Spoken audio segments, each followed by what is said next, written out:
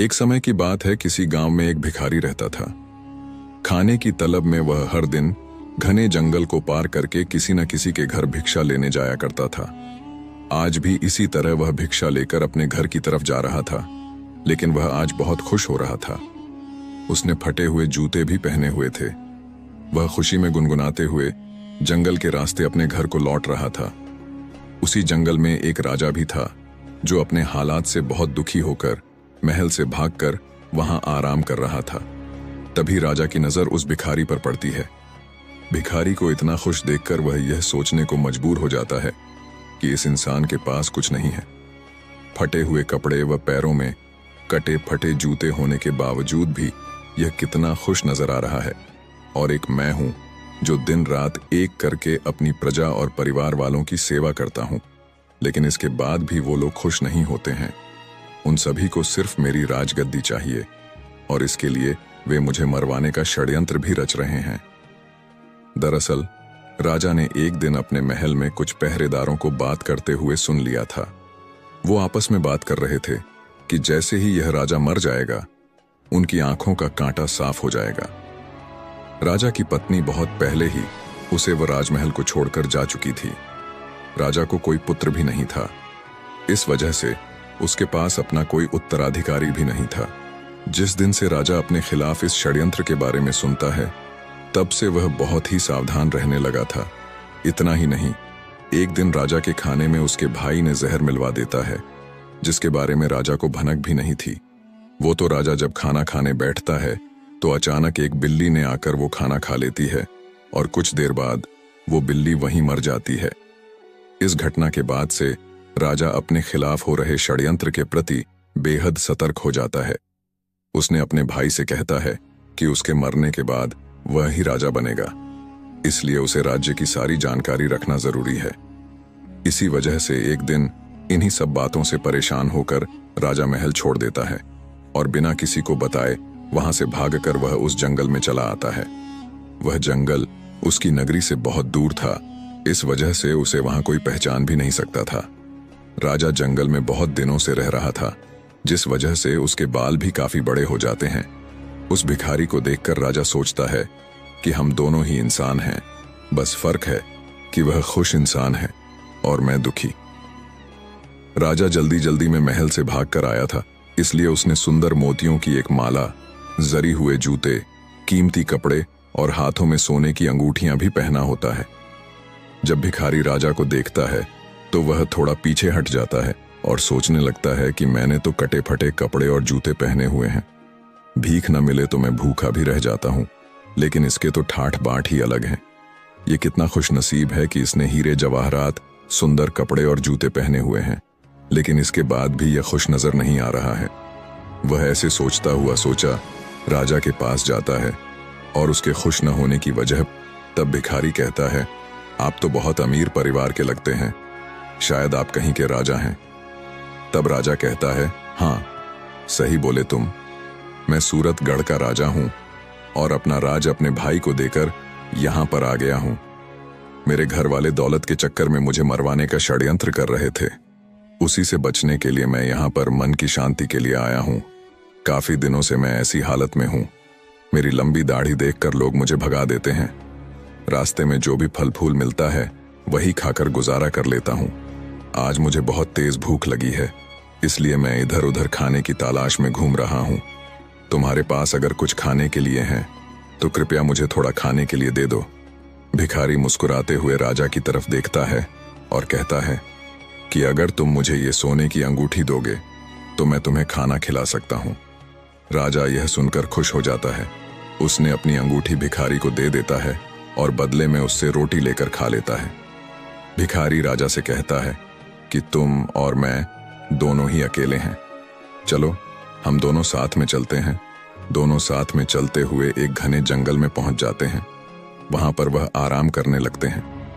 भिखारी राजा से कहता है कि आप कितने भाग्यवान हैं, आपके पास इतनी धन दौलत है, लेकिन मेरे पास कुछ भी नहीं है। फटे जूते पहने हैं, आपकी अंगूठी से मेरी बहुत सी समस्याएं दूर हो जाएंगी। फिर राजा कहता है कि मैं भी तुम्हारी ही तरह कुछ सोच रहा था। तुम्हें फटे जूतों की परवाह किए बगैर खुशी से अपने रास्ते की तरफ जाते देख मैंने सोचा, इस दुनिया में तुम्हारे जैसा कोई खुशनसीब ही नहीं है। मेरे पास सब कुछ होते हुए भी मैं खुश नहीं हूं। हम दोनों की हालत एक जैसी ही है। फिर बातों ही बातों में उस भिखारी ने राजा से उसके राज्य की सारी जानकारी पूछ लेता है और मन ही मन फैसला करता है कि रात में जब राजा सो जाएगा तो वह उसके कपड़े और गहने लेकर वहां से भाग जाएगा। जब तक राजा सोता नहीं है तब तक भिखारी उससे मीठी मीठी बातें करता रहता है। रात को उसने राजा को खाने में बेहोशी की दवा मिलाकर खिला देता है। इससे राजा गहरी नींद में सो जाता है।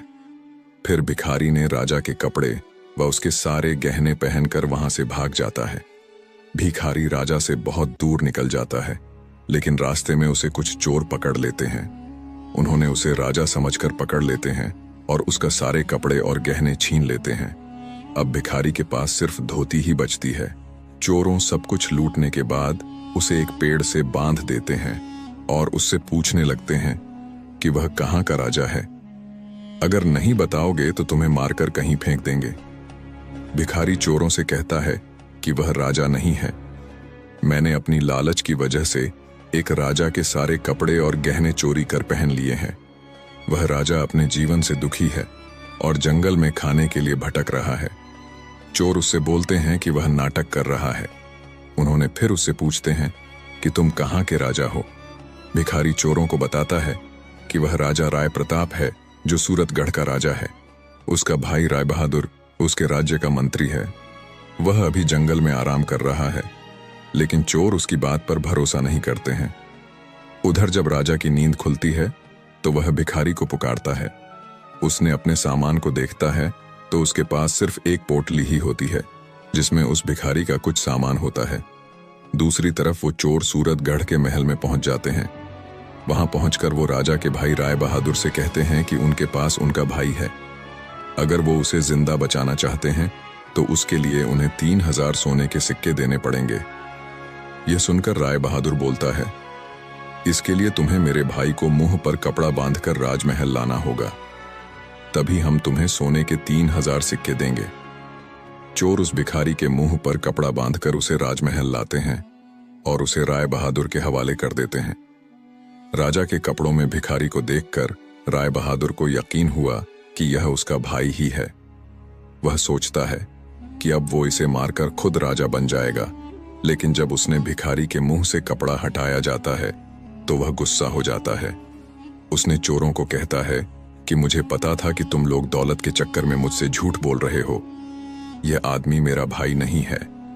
हम तुम्हें 2 महीने का समय देते हैं, मेरे भाई को पकड़ कर लाओ, और अगर नहीं लाए तो तुम सबको मृत्यु दंड दिया जाएगा, और अगर यहां से भागने की कोशिश की तो जिंदा दफना दूंगा। ये सुनकर सभी चोर बहुत डर जाते हैं और मौका मिलते ही वहां से भाग जाते हैं। रास्ते में उन्होंने भिखारी से कहते हैं कि तुम सही थे, अब हमें बताओ वह असली राजा कहां पर है, फिर तुम्हें भी फिरौती के धन में हिस्सा देंगे। भिखारी बताता है कि उसने राजा को इसी जंगल में छोड़ा था, लेकिन बहुत ढूंढने के बाद भी राजा उन्हें नहीं मिलता है। उधर नींद से जागने के बाद जब राजा को भिखारी की सारी हरकत समझ आती है, उसे बहुत दुख होता है। वह सोचता है कि अब उसे कहीं जाकर अपने खाने के लिए इंतजाम करना होगा, वरना वह भूखा ही मर जाएगा। कई दिनों तक राजा भूखा प्यासा ही चलता रहता है और रूखा सूखा जो मिलता वही खा लेता है। चलते चलते राजा को 1 हफ्ता हो गया था। उसे याद आता है कि उसके पास एक पोटली है जो भिखारी उसी के पास भूल गया था। वह उस पोटली को खोलता है तो उसमें उसे सन्यासियों के कपड़े मिलते हैं। राजा सन्यासी वाले कपड़े पहन लेता है। वह जंगल से निकलकर एक छोटे से गांव के पास पहुंच जाता है। वहां एक नदी के किनारे पहुंचकर सो जाता है और 2 दिनों तक सोता रहता है। वहीं आसपास के लोगों को लगता है कि यह कोई साधु बाबा है जो अपनी समाधि में ध्यान कर रहा है। लोग सो रहे राजा के पास चावल चढ़ा देते हैं तो कुछ लोग ने धूप जला देते हैं। जब तीसरे दिन राजा की नींद खुलती है तो उसे अपने पास बहुत सारे फलों का चढ़ावा मिलता है। यह देखकर वह बहुत खुश हो जाता है। राजा मन में सोचता है कि सन्यासियों का जीवन अच्छा है, बिना मेहनत किए भोजन मिल जाता है। अब उसे यहां से कहीं और जाने की आवश्यकता नहीं पड़ेगी। राजा ने वहीं पर एक कुटिया बना लेते हैं और उसी में रहने लगता है। गांव के लोग उसकी पूजा करते और चढ़ावे में खाने के लिए फल और अन्य चीजें देकर जाने लगते हैं। एक दिन गांव के सभी लोग मिलकर उसके पास जाते हैं और उससे कहते हैं कि बाबा, हमारे गांव में बहुत सालों से बारिश नहीं हुई है, आप कोई उपाय करें। यह सुनकर राजा परेशान हो जाता है कि अब वह क्या करे। वह अपनी सच्चाई भी नहीं बता सकता था। उसने लोगों को कहता है कि इसके लिए उपवास करना पड़ेगा और अगले 2 महीने तक कोई भी इस कुटिया के अंदर नहीं आएगा। गांव वाले उसकी बात मान लेते हैं। लोग दूर से ही कुटिया के बाहर चढ़ावा चढ़ाकर चले जाते थे। राजा सोचने लगता है कि उसका जीवन हर तरह से मुश्किलों से भरा है। उसे दूसरों का अच्छा जीवन देखकर जलन नहीं करना चाहिए। साधु बनकर वह बैठे बैठे खा रहा है, लेकिन उसका जीवन एक कैदी की तरह हो जाता है। उसे एक ही जगह पर बैठे रहना होता है। कहाँ मैं हर रोज बढ़िया बढ़िया भोजन खाता था और कहाँ यहाँ सिर्फ फल खाकर जिंदा हूँ। राजा नास्तिक था, इसलिए साधु के वेश में उसे भगवान का भजन करने का ढोंग करना पड़ रहा था। वह सोचता है कि 2 महीने पूरे होते ही वह वहां से चला जाएगा। धीरे धीरे समय बीतता जा रहा था। एक दिन राजा परेशान होकर खुद ही भगवान से कहने लगता है कि हे भगवान, मुझे बचा लो, आप ही कोई चमत्कार कर दो। इसके बाद राजा भगवान से अपनी सारी गलतियों के लिए माफी भी मांगता है। राजा भगवान के सामने हाथ जोड़ते हुए कहता है कि मुझे समझ आ गया है कि अपनी मुसीबतों से कभी घबरा कर भागना नहीं चाहिए, बल्कि उनका डट कर सामना करना चाहिए। हे भगवान, मेरी लाज रख लो, इस गांव में बारिश करवा दो। वहीं गांव के लोग रोजाना कुटिया के बाहर आते, भजन कीर्तन करते और दूर से चढ़ावा चढ़ाकर अपने घर को लौट जाते थे। इसी तरह 2 महीने पूरे होने वाले होते हैं। तभी एक दिन गांव के लोग दौड़े दौड़े बाबा के पास आते हैं और कहते हैं कि बाबा, आप तो महान हैं, उनके गांव में बारिश हो गई है। राजा कहने लगता है, अब मुझे इजाजत दो, मैं यहां से जाना चाहता हूं। लेकिन लोगों ने उन्हें रोक लेते हैं। गांववासी कहते हैं कि वे एक आदमी भेजेंगे जो उनकी सेवा किया करेगा। राजा भी सोचता है, चलो ठीक है, आगे जो होगा देखा जाएगा, और वहीं पर रहने लगता है। कुछ समय बाद वह भिखारी और चोर भी राजा को ढूंढते ढूंढते उसी गांव में आ जाते हैं। उन्होंने वहां के लोगों से उस चमत्कारी बाबा के बारे में सुनते हैं जो लोगों की समस्याओं को दूर करने के उपाय बताते हैं। जब वे लोग उस बाबा से मिलते हैं तो राजा और भिखारी एक दूसरे को पहचान जाते हैं, लेकिन वे चोरों को इसका पता नहीं चलने देते हैं। फिर बाबा के भेष में राजा उनसे पूछता है कि तुम लोग कहां से आए हो। इसके बाद भिखारी राजा को सारी सच्चाई बताता है। भिखारी राजा से कहता है कि तुम साधु बनकर इन चोरों को जो कहेंगे ये मान जाएंगे। इसके बाद राजा साधु के भेष में चोरों के सामने आता है और भिखारी से सुनी सारी समस्याएं चोरों को बताने लगता है। यह सुनकर सारे चोर हैरानी में पड़ जाते हैं। उन्होंने राजा से कहते हैं कि बाबा, हमें इस परेशानी से कैसे भी बाहर निकाल दो, हम आपके सच्चे भक्त बन जाएंगे। राजा कहता है, तुम लोग मुझे उस राजा के महल लेकर चलो, मैं वहां पर जाकर खुद ही सब कुछ देखना चाहता हूं, और महल में कहना कि तुम्हारे साथ एक बहुत बड़े साधु महात्मा हैं जो हर व्यक्ति का भूत और भविष्य जानते हैं। चोर और भिखारी साधु बने राजा को अपने साथ लेकर सूरतगढ़ के महल पहुंच जाते हैं। चोर राजा के मंत्री भाई से कहते हैं कि हमारे साथ बहुत बड़े महात्मा आए हैं जो आपको आपके भाई राजा राय प्रताप से मिलवा सकते हैं। राजा अपने भाई को बहुत प्यार करता था, लेकिन अब उसे पता चल गया था कि उसका भाई उसके खून का प्यासा है। महल में साधु के रूप में आए राजा की खूब सेवा की जाती है। फिर उसका भाई उनके पास बैठकर बोलता है कि बाबा, कृपया कर मुझे मेरे भाई से मिलवा दें, आज मैं इस राज्य का राजा बनने जा रहा हूं।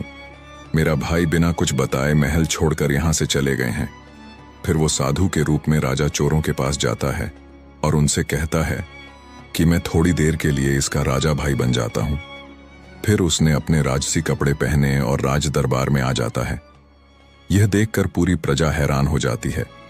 सभी लोग राजा को वापस आया देखकर उसकी जय जय कार्य करने लगते हैं। उन्होंने राजा से पूछते हैं कि वह इतने दिनों तक कहां पर थे। वहीं राजा का भाई यह सब देखकर हैरान हो जाता है। वह लोगों से कहने लगता है कि यह उसका राजा भाई नहीं है, बल्कि यह तो एक साधु है जिसने थोड़ी देर के लिए मुझे अपने भाई के रूप से मिलवाया है, वह अब भी अपने असली रूप में आ जाएंगे और बाबा बन जाएंगे। राजा भी सभी को समझाते हुए कहता है कि मैं थोड़ी देर में अपने असली रूप में आ जाऊंगा। इसके बाद सभी लोग राजा के भाई का राज्याभिषेक करने लगते हैं। वह जैसे ही राजा की गद्दी पर बैठने वाला था, वैसे ही साधु बने राजा कहते हैं, मैं खुद अपने भाई को राजा बनाना चाहता था, लेकिन एक दिन मैंने महल में लोगों को मेरे खिलाफ हो रही साजिश के बारे में बात करते हुए सुन लिया था। मुझे कभी भी यह नहीं पता चल सका कि इन सब के पीछे मेरे अपने ही भाई का हाथ है। अगर मेरा भाई मुझसे अपने राजा बनने की बात कहता तो मैं खुश खुशी उसे राजा बना देता, लेकिन इसने मुझे जहर देकर मारने का प्रयास किया। पर जिस पर भगवान का साया होता है, उसका कुछ नहीं बिगड़ता है। यह सुनकर राजा का भाई राय बहादुर कहने लगता है कि यह साधु कुछ भी अनाप-शनाप बोल रहा है, यह हमें ठगने का प्रयास कर रहा है। उसने राजा को धमकी देते हुए कहता है कि तुम यहां से जल्दी से दफा हो जाओ, वरना तुम्हें धक्के मारकर महल से बाहर निकाल दूंगा। राजा का एक वफादार सेवक था। साधु बने राजा की बातें सुनकर वह रोने लगता है। रोते हुए वह कहता है, मैंने आपको पहचान लिया है, आप ही हमारे असली राजा हैं। मुझे क्षमा कर दें, मैंने ही आपके खाने में जहर मिलाया था। इसके बदले में मुझे आपके भाई ने 1000 सोने के सिक्के देने का वादा किया था। आप मुझे माफ कर दो, मैं आपका असली गुनहगार हूं और इसके लिए आप मुझे जो भी सजा देंगे, मैं उसके लिए तैयार हूं। अब राजा के जीवन की सारी सच्चाई पूरी प्रजा को पता चल जाती है। सभी लोग राजा के मंत्री भाई को घृणा की नजरों से देखने लगते हैं। राजा अपने महल के मंत्रियों को आदेश देता है कि वह अपने महल से अपने भाई को बेदखल कर रहा है।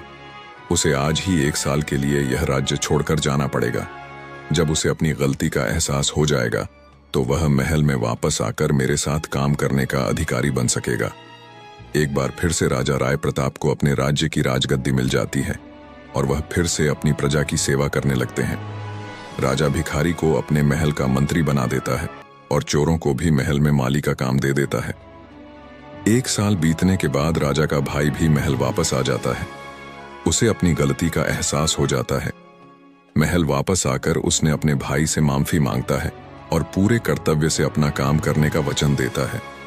राजा फिर से उसे महल में उसका स्थान वापस दे देता है।